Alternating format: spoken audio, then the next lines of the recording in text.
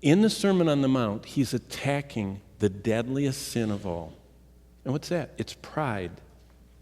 These religious leaders and all the people that followed them, which was the majority of the population of Israel, had on the outside said no to a lot of fleshly behaviors. Now, as I read this analysis of the first century, think about how similar it is to the 21st century. Think about what religion, even Christianity, has come to today in America. Think about how insidious pride is.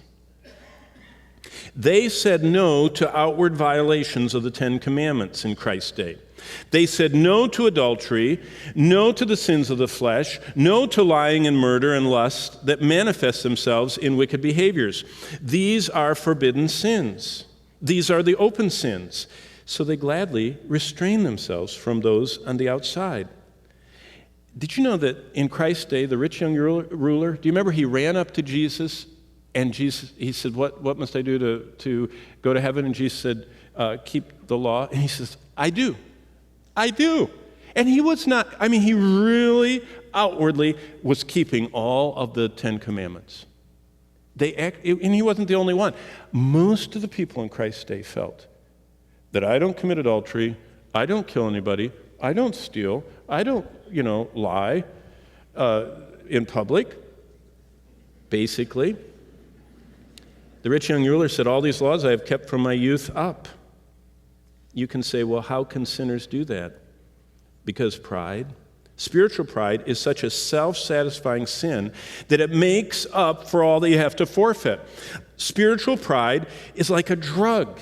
Once you start feeling the glow you get of people thinking that you're really something for everything you don't do, it just feeds this desire to do it more and to keep rules more. And spiritual pride is like a high, walking around overtly in spiritual pretense in the way you dress and the way you conduct yourself, and making outward pretenses and outward prayers and outward acts of manifesting fasting and making a picture of your giving and telling everybody what you give and everything else for all to see. And that's what they did. They found so much personal satisfaction in spiritual pride that they were willing to let other behaviors go. Spiritual pride is very powerful, but it's also a damning sin. It's the deadliest, because you can't tell why someone is living this way. Is it because God has given them a new heart? Or is it because they're proud of the fact that they are outwardly conforming to God's law?